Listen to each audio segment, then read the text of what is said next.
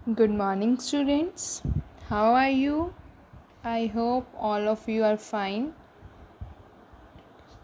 Today is our Hindi class.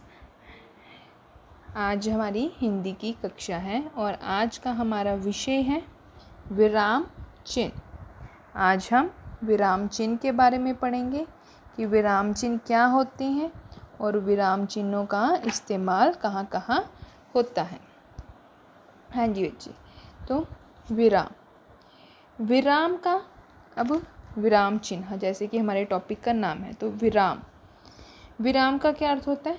ठहराव या रुकना, थोड़ी देर के लिए रुकना.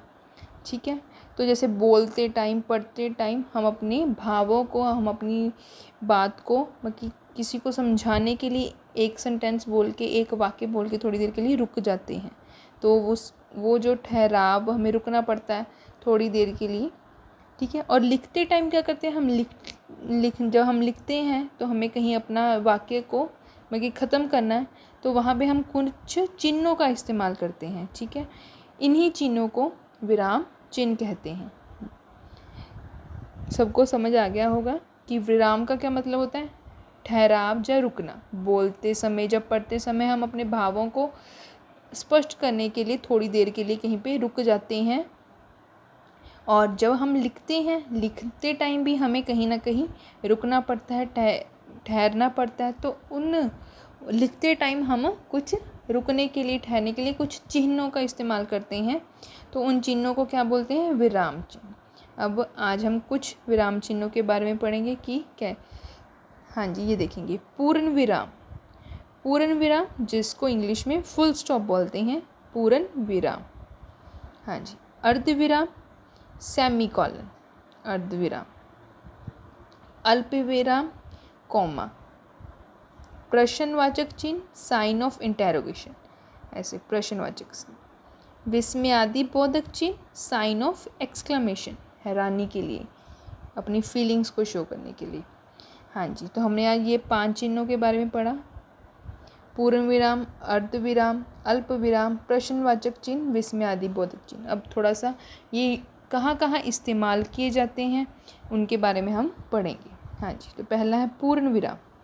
पूर्ण विराम का मतलब है पूरी तरह से रुक जाना या ठहरना. ये पूर्ण विराम हम कहाँ लगाते हैं? जब कोई वाक्य ख़त्म हो जाता है, समाप्त हो जाता है, तब पूर्ण विराम का इस्तेमाल किया जाता है. जैसे कि देखेंगे, राम खाता है.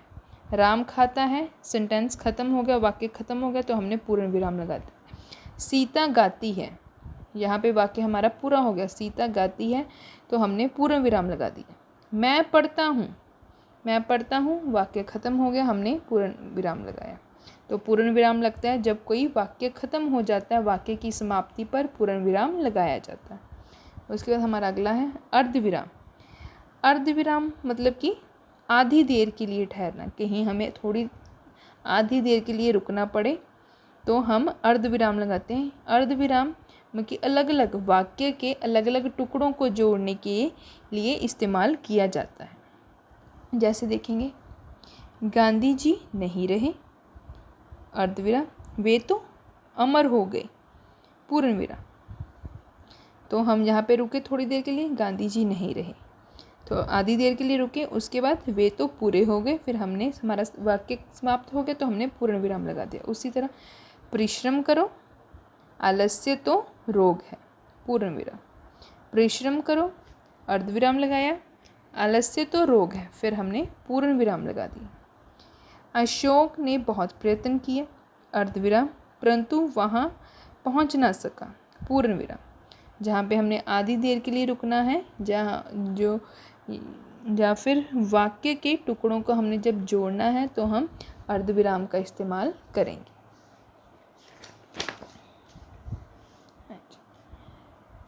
अल्पविराम थोड़ी देर के लिए रुकना. अल्पविराम थोड़ी देर के लिए जब हमें रुकना पड़े तो हम अल्पविराम का इस्तेमाल करते हैं. जैसे राम, अल्पविराम, सीता व लक्ष्मण वन को गए, वाक्य समाप्त हो गया, पूर्ण विराम. पेन, फिर हमने लगाया, हमें थोड़ी देर के लिए यहाँ पे रुकना पड़ा तो हमने अल्पविराम. पेन, अल्पविराम. पेंसिल व कापी लाओ, आओ, क्यों रुक गए। ठीक है जी। तो अल्प विराम जहाँ पे हमने थोड़ी देर के लिए रुकना है वहाँ हम अल्प विराम का इस्तेमाल करेंगे।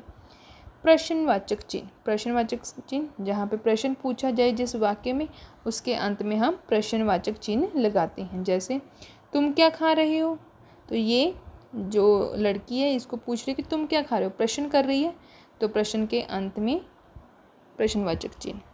तुम कहाँ जा रहे हो, प्रश्नवाचक चिन्ह। तुम कब आए, प्रश्नवाचक। कि जब आपसे कुछ पूछा जाए, प्रश्न पूछा जाए, तो उस वाक्य के अंत में प्रश्नवाचक चिन्ह लगाया जाता है। विस्मयादि बोधक चिन्ह, जब हम कहीं खुशी, कहीं हैरानी, दुख के भाव प्रकट करते हैं, जहाँ पे हम हर्ष, विस्मय, घृणा, आश्चर्य, शोक के भाव प्रकट करते हैं, वहाँ पे विस्मयादि बोधक चिन्ह लगाया जाता है। जैसे शाबाश, खुशी का, हर्ष का, शाबाश तुमने तो कमाल कर दिया, तो शाबाश के बाद हम लगाएंगे विस्मयादि बोधक चिन्ह। उसके बाद वाक्य पूरा होने पे पूर्ण विराम। छी छी, इतनी गंदगी, तो छी छी एक घृणा का भाव है, तो पूर्ण विस्मयादि बोधक चिन्ह लगाएंगे। फिर वाक्य के अंत में पूर्ण विराम। हाय मैं तो मर गया, हाय थोड़ा ये क्या हमारी फीलिंग को, हमारे भाव को डिस्क्राइब करते हैं, हाय। तो हाय के बाद विस्मयादि बोधक चिन्ह, वाक्य समाप्त होने पे पूर्ण विराम का चिन्ह लगाएंगे। तो आज हमने 5 चिन्हों के बारे में ज्ञान प्राप्त किया। पूर्ण विराम, अल्प विराम, विस्मयादि बोधक चिन्ह, अर्ध विराम और प्रश्नवाचक चिन्ह। तो इन्हीं से रिलेटेड मैं आपको कुछ एक्सरसाइज दूंगी, वो आप सभी अपनी कॉपीज़ में करेंगे। हाँ जी बच्चे। तो सबसे पहले हम तिथि लिखेंगे, 15 जुलाई 2020, कक्षा कार्य। हमारा विषय क्या है आज का, विराम चिन्ह, दिन बुधवार। हाँ जी, उसके बाद क्या है क्वेश्चन हमारा, वाक्यों में उचित विराम चिन्हों का प्रयोग करके दोबारा लिखिए। जैसे आपको ये वाक्य दे दिया है, रंजना पुस्तक पढ़ रही है, अब इसमें कौन सा चिन्ह लगेगा, कौन सा विराम चिन्ह लगेगा, सिंपल सेंटेंस है, रंजना पुस्तक पढ़ रही है, तो सेंटेंस पूरा होने पे पूर्ण विराम। गांधी जी नहीं रहे, वे तो मर गए, गांधी जी नहीं रहे, हमें यहाँ पे आधी देर के लिए रुकना है, तो हम अर्ध विराम लगाएंगे, वे तो मर गए, वाक्य पूरा होने पे पूर्ण विराम। कुलदीप, सलमान और अक्षय खेल रहे हैं, कुलदीप, उसके बाद हम यहाँ पे अल्प विराम लगाएंगे, सलमान और अक्षय खेल रहे हैं, वाक्य पूरा होने पे पूर्ण विराम। तुम्हारा क्या नाम है, प्रश्न किया जा रहा है, तुम्हारा क्या नाम है, तो पीछे प्रश्नवाचक चिन्ह। आहा मज़ा आ गया, आहा हमारा भाव, तो विस्मयादि बोधक चिन्ह, मज़ा आ गया, वाक्य पूरा होने पे पूर्ण विराम। भैरव ईमानदार, मेहनती और सज्जन है, भैरव ईमानदार, ईमानदार के बाद हमें थोड़ी देर के लिए रुकना है, तो हम अल्प विराम लगाएंगे। मेहनती और सज्जन है, वाक्य पूरा होने पे पूर्ण विराम। हाँ जी, आओ, क्यों रुक गए, आओ, थोड़ी देर के लिए यहाँ पे हम रुके, तो अल्प विराम। फिर क्वेश्चन किया है, क्यों रुक गए, प्रश्नवाचक चिन्ह। शाबाश, एक और बार गाओ, शाबाश हमारी फीलिंग, हमारा भाव, विस्मयादि बोधक चिन्ह लगाएंगे, एक बार और गाओ, सेंटेंस खत्म होने पे हम पूर्ण विराम लगाएंगे। आकांक्षा तुम क्या कर रही हो, आकांक्षा, आकांक्षा थोड़ी देर के लिए हम रुके, तो अल्प विराम। तुम क्या कर रही हो, प्रश्न पूछा गया, तो प्रश्नवाचक चिन्ह। आकाश आम खा रहा है, सिंपल सेंटेंस है, इसमें कुछ नहीं है, तो आकाश आम खा रहा है, वाक्य पूरा होने पे पूर्ण विराम। उसके बाद विराम चिन्हों के नाम लिखें, आपको इधर विराम चिन्ह दिए उनके नाम लिखने हैं, तो ये कौन सा है, विस्मयादि बोधक चिन्ह, ये वाला, पूर्ण विराम, प्रश्नवाचक चिन्ह, अर्ध विराम, अल्प विराम।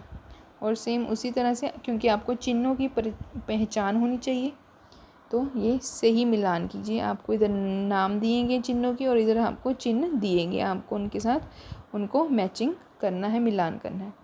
विस्मयादि बोधक चिन्ह, अर्ध विराम चिन्ह, अल्प विराम चिन्ह, पूर्ण विराम चिन्ह और प्रश्नवाचक चिन्ह। हाँ जी बच्चे, तो ये आज का आपका काम है जो आपने अपनी हिंदी की नोटबुक में इसको करना है। हाँ जी, आई होप आपको ये टॉपिक समझ आ गया होगा विराम चिन्ह का। अगर किसी भी बच्चे को कोई प्रॉब्लम है, कोई साइन, कोई चिन्ह नहीं समझ आया तो आप मेरे से दोबारा से पूछ सकते हैं। इस काम की जो पिक्स हैं वो मैं आपको व्हाट्सएप पे सेंड कर दूँगी, वहाँ से देख के आप इसको अपनी नोटबुक्स में उतार लीजिएगा। हाँ जी बच्चे, thank you, have a nice day, God bless you all.